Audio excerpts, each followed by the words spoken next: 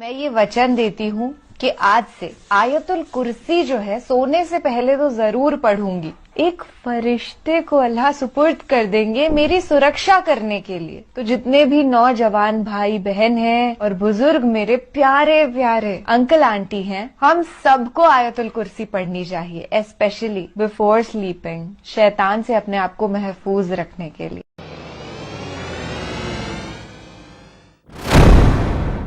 आदाब, मैं हूं मुमताज आलम रिजवी और मैं एक ऐसा वीडियो आपकी खिदमत पेश करने जा रहा हूं जो खुशाइंद भी है, अच्छा मैसेज देने वाला है, नफरत के इस दौर में प्यार की बात करने वाला है। जी हाँ, एक खातून है, हिंदू बहन है, जिन्होंने ये दावा किया है कि वो आयतल कुर्सी पढ़ करके सोती है और उन्हें बहुत सुकून मिलता है, बहुत रिलैक्स मिलता है। तो अभी सलमान खान का एक वीडियो काफी वायरल हो रहा है। सलमान खान ने आयतल कुर्सी की पेंटिंग अपने हाथों से की और ये काफी सोशल मीडिया पे चर्चा में है। तो क्या उससे जोड़कर इसे देखा जाए, क्योंकि आयतल कुर्सी का तर्जुमा या आयतल कुर्सी पढ़ करके ये खातून सोती, मुझे नहीं पता कि कितने मुसलमान आयतल कुर्सी पढ़ करके सोते हैं, लेकिन इस खातून का वीडियो काफी वायरल हो रहा है और सलमान खान का वीडियो भी काफी वायरल हो रहा है कि सलमान खान ने अपने हाथों से आयतल कुर्सी लिखी है। जहाँ सलमान खान जो काफी चर्चा में रहते हैं अपनी नेकियों के लिए, काफी चर्चा में इसलिए भी रहते हैं कि कई बार वो मुसलमानों की हिमायत में बोल देते हैं और कई बार इसलिए भी चर्चा में रहते हैं कि वो गणपति बप्पा मौर्य की आरती करते हुए दिखाई दे देते हैं। कई बार चर्चा में वो अपनी फिल्मों के लिए तो रहते ही हैं, सुपर स्टार हैं, सुपर डुपर स्टार हैं।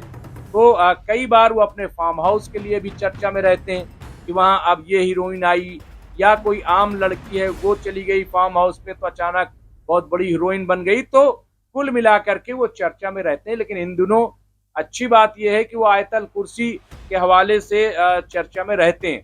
अब आप यहाँ पे देखिए, पहले सुन लीजिए कि आयतल कुर्सी का तर्जुमा क्या है, वो आप देखिए और उसके बाद वो जो खातून है क्यों ये कहा कि मैं आयतल कुर्सी पढ़कर सोती हूँ और मुझे बहुत सुकून मिलता है, सबको पढ़ना चाहिए। तो आइए सबसे पहले कुरान मजीद का मुताला करते हैं।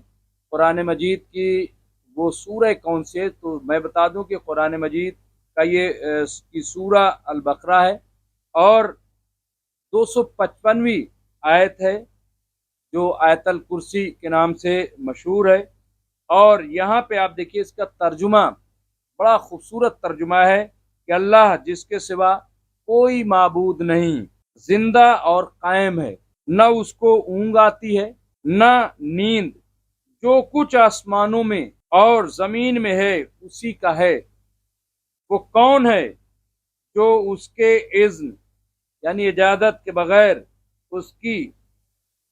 उसके हुजूर में शिफात करे। वो लोगों के आइंदा और गुज़िश्ता का हाल जानता है और लोग उसके इल्म का किसी तरह इहाता नहीं कर सकते सिवाय इसके कि जितना वो चाहे। उसकी कुर्सी आसमानों और जमीन को हावी है और उन दोनों की हिफाजत से थकाती नहीं, और वो बुलंद मर्तबा और साहिब अजमत है। ये कुरान मजीद का तर्जुमा है। अब इस आयतल कुर्सी की फजीलत क्या है, तो इस सिलसिले में सरवर कायनात हजरत मोहम्मद मुस्तफ़ा सल्लल्लाहु अलैहि वसल्लम की हदीस है कि रसूल खुदा से मनकूल है कि जो शख्स आयतल कुर्सी पाबंदी से पढ़ेगा, खुदावंद आलम उसके कल्ब को हिकमत, ईमान, खुलूस, तवक्कल और वक़ार से भरेगा। इसका विर्द बाइसे खैर बरकत है। हर नमाज के बाद इस आयत मुबारका का पढ़ना फरावानिये रिज़्क़ का बाइस है। यहाँ पे आप देखिए ये हुज़ूर सल्लल्लाहु अलैहि वसल्लम से ये यहाँ पे कि इसकी फजीलत क्या है, तो ये आप देखिए ये कुरान मजीद की जो आयत है और इसकी फजीलत है। तो ये चर्चा में काफ़ी है, जैसा कि हमने देखा। तो बहरहाल वैसे तो पूरा कुरान जो है वही फ़जीलत है, सिर्फ बिस्मिल्लाह कर लिया जाए तो भी फ़जीलत है। तो ये तमाम चीज़ें हैं बहरहाल। लेकिन जहाँ से बात शुरू हुई थी कि एक गैर मुस्लिम खातून वो इसका विर्द कर रही, इसे पढ़ रही हैं और उन्होंने पढ़ा, तो आप इसी से अंदाज़ा लगाइए कि आज वो चर्चा में है, वो काफ़ी मकबूल हैं। और इसी तरह से जैसा कि हमने कहा कि सलमान खान ने उसे तहरीर किया और तहरीर करने के बाद वो एक अलग नज़रिए से देखे जा रहे हैं। तो बहरहाल इस तरह की चर्चाएं होती रहती हैं, बहसें होती रहती हैं और हम कुछ जानते हैं। और इसमें आप देखिए कि जिस तरह से कुरान मजीद की ये आयत है और उसके जो मानी हैं, उसमें अल्लाह ताला की जो ज़ात है उसी के फ़ज़ाइल बयान किए गए हैं, उसी की सना खानी एक तरीके से की गई है। और हम ये सब जानते हैं कि दुनिया का चलाने वाला बहरहाल एक वही अल्लाह है, खुदा है, या उसको और कोई नाम आप दे दीजिए, क्योंकि अल्लाह के तो 100 नाम हैं, कहीं कहीं तो 1000 नाम भी बताए जाते हैं।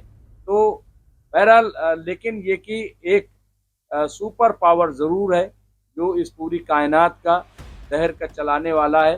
तो हम सब को अल्लाह तौफीक दे कि हम सब कुरान मजीद की तिलावत करें, उसे समझें और उसके बताए हुए रास्ते पर अमल करें। सिर्फ वाही से कुछ नहीं होता है। अगर एक ज़र्रा बराबर भी हमारी ज़िंदगी में कुरान मजीद की बातों का अमल हो जाए तो मैं समझता हूँ यही हमारी ज़िंदगी की सबसे बड़ी कामयाबी है। तो हम सब को एक बार फिर दुआ करेंगे कि अल्लाह ताला हम सब को तौफीक दे कि हम कुरान मजीद की तिलावत भी करें, कुरान मजीद को समझें भी और समझने के साथ साथ उस पर अमल भी करें। बहुत बहुत शुक्रिया। देखते रहिए एमएमसी न्यूज़।